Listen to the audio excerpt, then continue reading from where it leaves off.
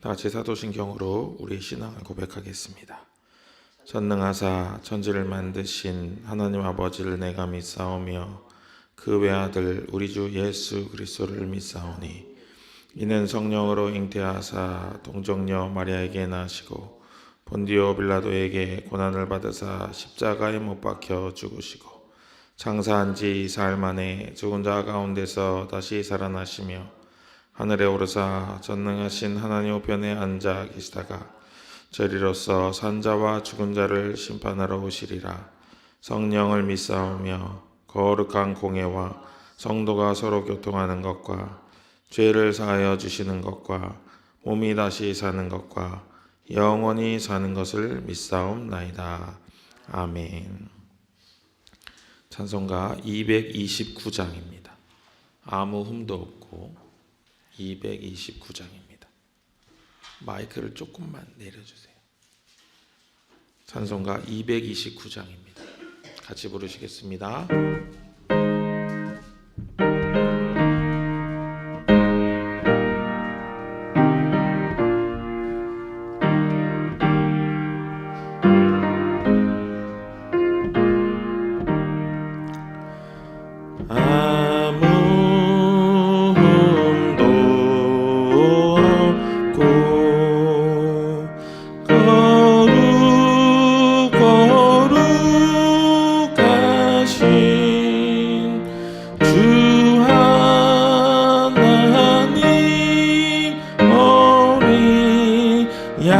양이 죽임을 당했네. 이는 날 위하여 십자가 위에서 못 박히사 깨뜨리신 주님의 몸일세.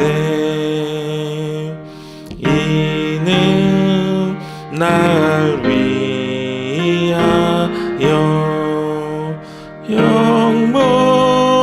형벌을 받으사 주가 친히 대신 흘린 주의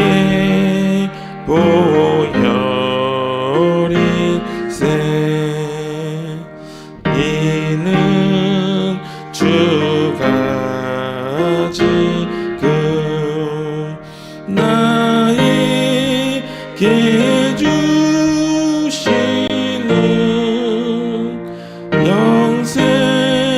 영생하는 양식이요 마시는 잔일세. 심히 사모하는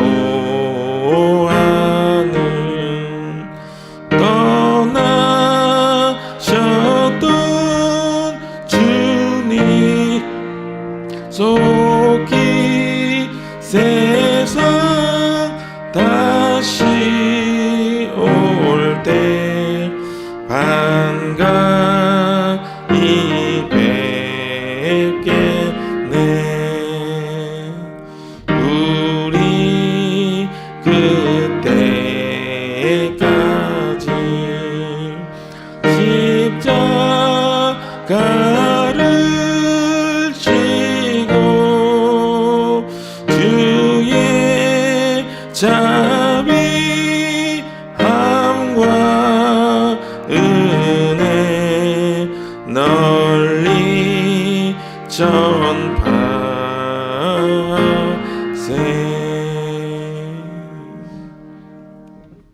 아멘. 오늘 하나님께서 우리에게 주시는 말씀은 역대지하 21장 1절부터 15절까지 말씀입니다.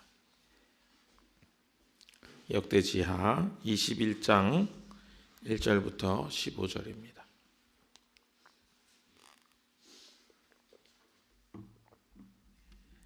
제가 봉독해 올리겠습니다. 여호사밧이 세상을 떠나서 그의 조상에게로 가니 다윗성에 있는 왕실 묘지에 장사하였다. 그의 아들 여호람이 그의 뒤를 이어 왕이 되었다. 여호사밧의 아들 여호람에게는 아우들이 있었다. 그의 아우 아사랴와 여히엘과 스가랴와 아사랴와 미가엘과 스바랴는 모두 이스라엘의 여호사밧 왕이 낳은 아들이었다. 여호람의 아버지 여호사밧은 여호람의 아우들에게는 은, 금과 보물과 요새화된 유다의 성읍들을 후하게 선물로 주었고 여호람은 맏아들이었으므로 왕의 자리를 내주었다. 그러나 여호람은 아버지의 뒤를 이어 왕위에 올라 세력을 굳히자 자기 아우들을 모두 죽이고 이스라엘 지도자들 얼마도 함께 칼로 쳐 죽였다. 여호람이 왕이 되었을 때에 그는 32살이었다. 그는 예루살렘에서 8해 동안 다스렸다. 그는 아합의 딸을 아내로 맞아들였기 때문에 아합 가문이 한 대로 곧 이스라엘 왕들이 간 길을 갔다. 이와 같이 하여 그는 주님께서 보시기에 악한 일을 하였다. 그러나 주님께서는 다윗 왕가를 멸망시키려고 하지 않으셨다. 일찍이 주님께서 그의 종 다윗과 언약을 맺으시고 다윗과 그 자손에게서 왕조의 등불이 영원히 꺼지지 않게 하시겠다고 약속하셨기 때문이다. 여호람이 다스리는 동안에 에돔이 유다의 반기를 들고 자기들의 왕을 따로 세웠다. 여호람은 지휘관들을 이끌고 병거대를 모두 출동시켰다가 병거대 지휘관들과 함께 에돔 군대에게 포위를 당하고 말았다. 그러나 밤에 에돔 군대의 포위망을 뚫고 빠져나왔다. 이와 같이 에돔은 유다에 반역하여 그 지배를 벗어나 오늘날까지 이르렀고 림나 성읍이 반란을 일으켜 여호람의 지배에서 벗어난 것도 같은 무렵이다. 그가 이런 변을 당한 것은 주 조상의 하나님을 저버렸기 때문이다. 그는 또 유다의 여러 산에 산당을 세우고 예루살렘 주민에게 음행을 하게 하였고 유다 백성을 그릇된 길로 가게 하였다. 그래서 엘리야 예언자가 그에게 다음과 같은 글을 보냈다. 임금님의 조상 다윗의 주 하나님께서 이렇게 말씀하십니다. 내가 유다 왕 내 아버지 여호사밧이 가던 길과 내 할아버지 아사가 가던 길을 따르지 아니하고 오히려 이스라엘 왕들이 걷던 길을 따라가고 있다. 유다와 예루살렘 주민으로 음행을 하게 하기를 마치 아합 왕가가 하듯 하였다. 또 너는 내 아버지 집에서 난 자식들 곧 너보다 착한 아우들을 죽였다. 이제 나 주가 내 백성과 내 자식들과 내 아내들과 내 모든 재산에 큰 재앙을 내리겠다. 또 너는 창자의 중병이 들고 그 병이 날로 더 악화되어 마침내 창자가 빠져나올 것이다. 아멘. 오늘 설교 말씀의 주인공은 여러분 지금 읽으신 바와 같이 여호람이라고 하는 왕입니다. 유다의 5번째 왕인데요. 여호람을 찾아보면은 이스라엘에도 또 있어요. 그러니까 여호람이라는 말이 굉장히 좋은 말이었던 거죠. 근데 이제 그 사람하고는 좀 다르고 여기 이제 유다의 5번째 왕이고요. 또 뭐 제사장도 한 명 있는데 어쨌든 유다의 5번째 왕인 여호람에 관한 이야기입니다. 이 인물의 특징은 하나님 앞에서 패역하였다는 것입니다. 그리고 불치병에 걸려 결국은 죽게 된다 하는 것입니다. 여러분 12절부터 14절 말씀 같이 한번 읽어보겠습니다. 12절부터 14절 말씀입니다. 그래서 엘리야 예언자가 그에게 다음과 같은 글을 보냈다. 임금님의 조상 다윗의 주 하나님께서 이렇게 말씀하십니다. 내가 유다 왕 내 아버지 여호사밧이 가던 길과 내 할아버지 아사가 가던 길을 따르지 아니하고 오히려 이스라엘 왕들이 걷던 길을 따라가고 있다. 유다와 예루살렘 주민으로 음행을 하게 하기를 마치 아합 왕가가 하듯 하였다. 또 너는 내 아버지 집에서 난 자식들 곧 너보다 착한 아우들을 죽였다. 이제 나 주가 내 백성과 내 자식들과 내 아내들과 내 모든 재산에 큰 재앙을 내리겠다. 아멘. 여호람 왕의 잘못은 바로 아버지의 길을 따르지 아니한 거, 그리고 너보다 착한 아우들을 죽인 거, 그 다음에 백성들을 온전히 이끌지 못하고 음행을 저지르도록 만든 그런 일이에요. 그래서 하나님께서 엘리야를 통해서 그런 죄목들을 쭉 나열하시고 그것 때문에 이제 너는 재앙을 받게 될 거다 이렇게 예언을 하십니다. 그러면서 가장 패역하다고 소문난 아합하고 이제 비교를 하고 계시죠. 버금가는 최악이다. 뭐 이렇게 얘기를 하는 것입니다. 그러면서 14절에서 하나님께서 재앙을 내리시겠다 이렇게 얘기를 하고 결국 오늘 우리가 읽지는 않았습니다만은 16절 이하에 보면은 이제 여호람 왕이 그 창자에 불치병이 걸려가지고 죽게 되는 그런 사건을 맞이하게 됩니다. 그럼 여기서 우리는 이 오늘 말씀을 본문을 쭉 읽으면서 한 가지 의문을 갖게 돼요. 여러분도 아마 평상시 그런 의문이 있으셨을 텐데, 하나님은 벌 주시는 하나님인가, 이런 생각이에요. 여러분 어떻게 생각하십니까? 하나님 벌 주시는 하나님인가요? 아닌가요? 네, 여러 가지 생각들이 많이 있을 수 있습니다. 오늘 그걸 같이 정리를 좀 하려고 합니다. 14절의 시점은 재앙이 예고만 되었다는 거예요. 그렇죠? 아직 실현되지는 않았습니다. 이제 밑으로 더 내려가야 이제 실현이 돼요.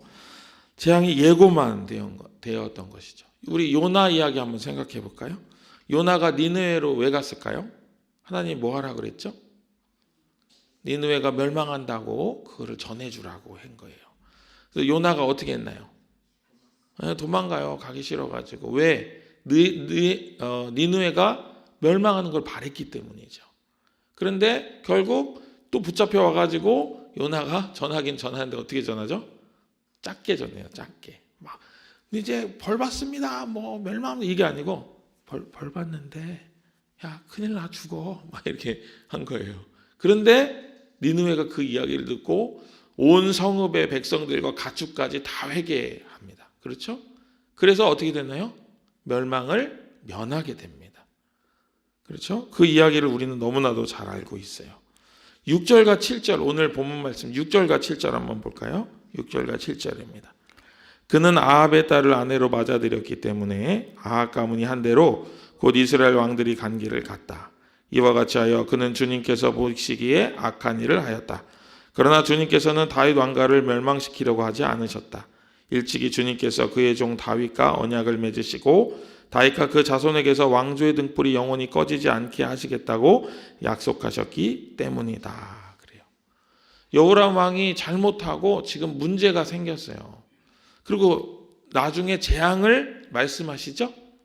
그러나 하나님의 뜻은 재앙에 있는 것이 아니었다는 거예요.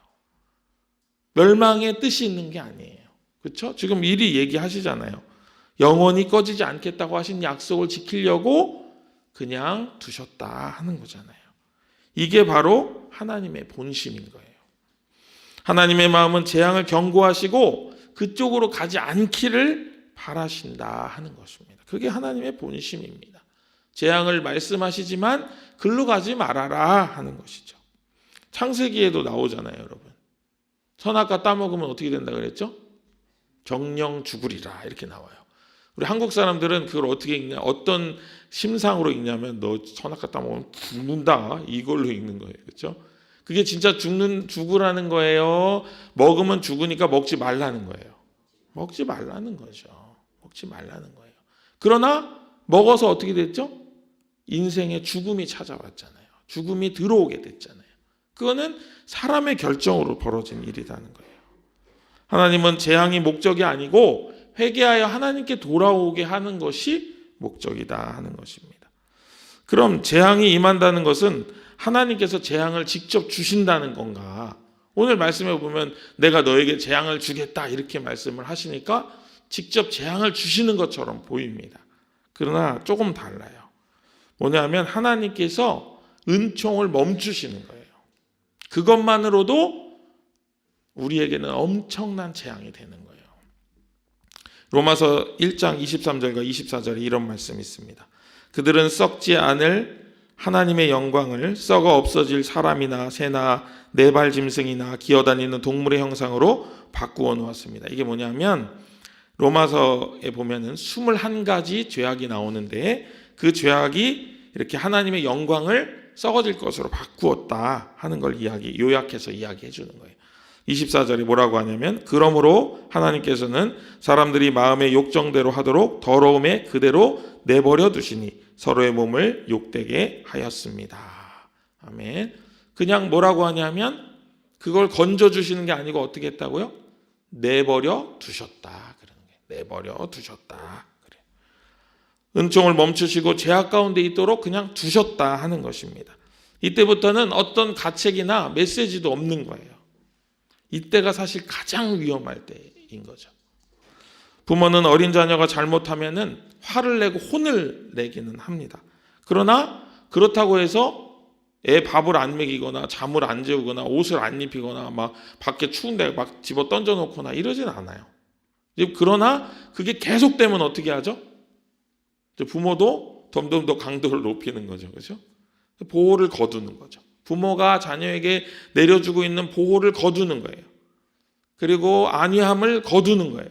그것만 해도 어린 자녀에게는 너무나도 충격적인 일이 되는 거죠. 집도 없고 먹을 것도 없고 옷도 없어지잖아요. 마치 그런 것처럼 하나님께서는 계속적으로 돌아오라고 촉구하시는 거예요. 돌아와라, 돌아와라. 돌아오지 않으면 재앙이 임할 거다. 돌아와라, 돌아와라 하는데 계속적으로 돌아오지 않고 자기 가고 싶은 대로 가면은 보호를 받던 것이 보호받지 못해서 문제가 발생하는 거예요. 여러분 9절과 10절 한번 볼까요? 9절과 10절 보겠습니다. 여호람은 지휘관들을 이끌고 병거대를 모두 출동시켰다가 병거대 지휘관들과 함께 에돔 군대에게 포위를 당하고 말았다. 그러나 밤에 에돔 군대의 포위망을 뚫고 빠져나왔다. 이와 같이 에돔은 유다에 반역하여 그 지배를 벗어나 오늘날까지 이르렀고 름나 성읍이 반란을 일으켜 여호람의 지배에서 벗어난 것도 같은 무렵이다. 그가 이런 변을 당한 것은 주 조상의 하나님을 저버렸기 때문이다. 에돔이 유다에게 반역을 원래 조공을 바치는 나라였는데 반역을 한 거예요. 왜 반역을 했냐? 여기 말씀하시는 것처럼 주 조상의 하나님을 저버렸기 때문에 하나님의 보호하심과 인도하심과 함께하심이 멈추니까 반란이 일어나고 또 도시가 바뀌고 또 이런 포위를 당하고 겨우겨우 빠져나가고 그 어려움에서 이런 삶을 살게 되는 거예요. 결국 이것도 하나님께서 돌아오기를 원하시는 마음을 전달하는 메시지고 수단인 거예요. 결코 죽으라고 던지는 재앙이 아니라는 말이죠. 재앙이 멈추지 않고 실행되는 것은 돌아옴이 없기 때문이에요. 얼른 돌아오면 되는데 돌아오지 않고 계속 제 갈 길로 가니까 어려움이 계속 찾아오는 겁니다. 여러분 사울왕을 보십시오. 사울왕 다윗을 엄청 쫓아다녔죠. 시기하고 질투해가지고 마음에 악신이 들어와가지고 사울이 다윗을 죽이려고 했는데 다윗은 어떻게 하죠? 사울을 죽이지 않아요. 그것도 하나님의 메시지인 거예요. 다윗이 내가 너 죽일 수 있었는데 안 죽였다는 걸 보여주죠.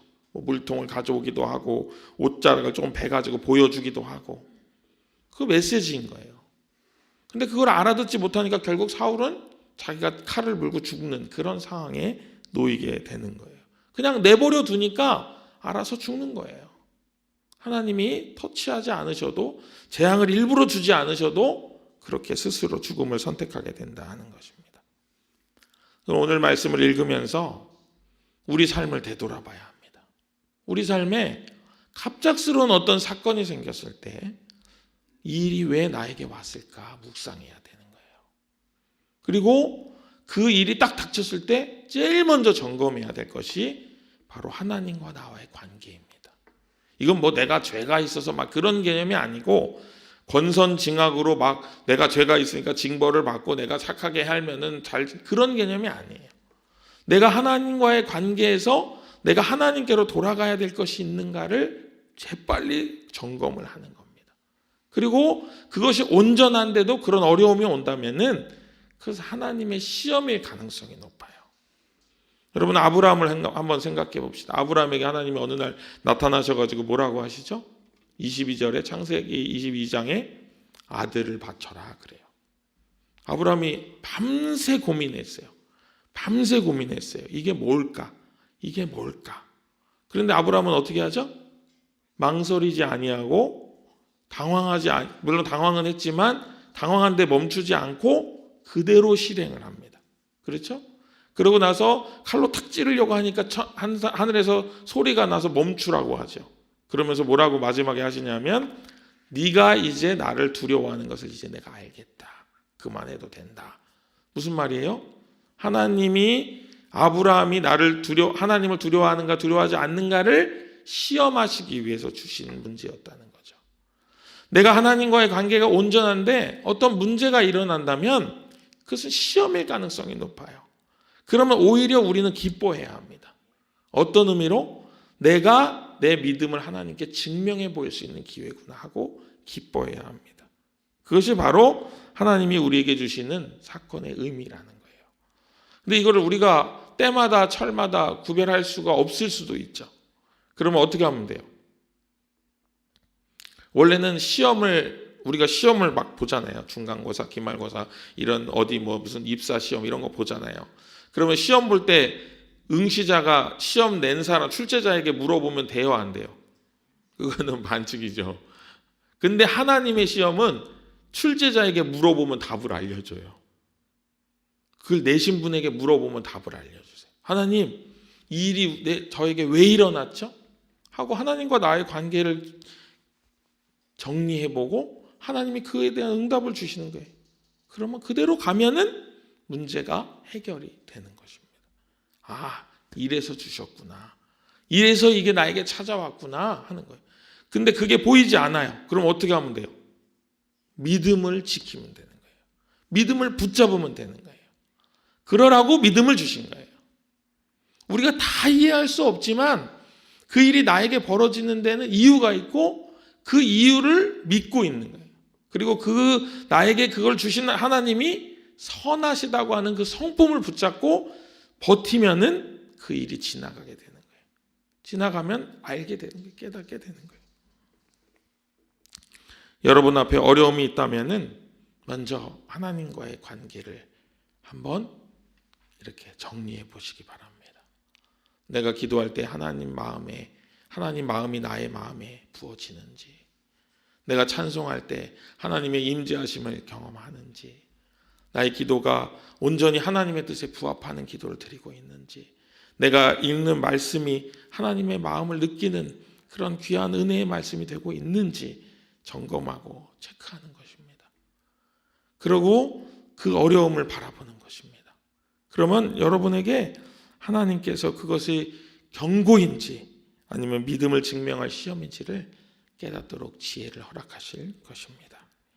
부디 오늘 하루 우리 앞에 생기는 어떤 일로 말미암아 실족하거나 낭망하기보다는 지혜롭게 그 일을 판단하고 믿음으로 그 일을 대하여서 승리의 계가를 부르고 오늘 밤 주님 앞에 감사와 영광과 찬송을 올려드리는 귀하고 복된 날 되시기를 주님의 이름으로 간절히 축복합니다. 기도하겠습니다. 주님, 우리가 당한 일이 하나님의 경고인지 시험인지도 구별할 수 없는 아둔하고 연약한 자들입니다. 주님, 우리에게 부디 지혜를 주시기를 원합니다. 야고보서 1장 말씀에 의지하여 저희들 기도할 때에 지혜가 없는 자는 지혜를 구하라. 그리하면 후히 주시고 꾸짖지 아니하신 하나님께서 지혜를 주신다 하셨사오니 오늘 우리가 당한 일로 인하여 이 새벽 주님께 기도함으로 지혜를 얻을 수 있도록 주께서 인도하여 주시옵소서. 그래서 그 모든 일들을 주님 안에서 온전히 이겨내고 믿음으로 반응하고 승리하는 믿음의 백성 될 수 있도록 주여 함께하여 주시옵소서. 우리의 선한 목자 되시고 어떠한 순간에도 우리를 놓치지 않으시는 우리를 권하시는 예수님의 이름으로 간절히 기도합니다. 아멘. 하늘에 계신 우리 아버지여, 이름이 거룩히 여김을 받으시오며 나라의 마옵시며 뜻이 하늘에서 이룬 것 같이 땅에서도 이루어지이다. 오늘날 우리에게 일용할 양식을 주옵시고 우리가 우리에게 죄 지은 자를 사하여 준 것 같이 우리 죄를 사하여 주옵시고 우리를 시험에 들게 하지 마옵시고 다만 악에서 구하옵소서. 대개 나라와 권세와 영광이 아버지께 영원히 있사옵나이다. 아멘.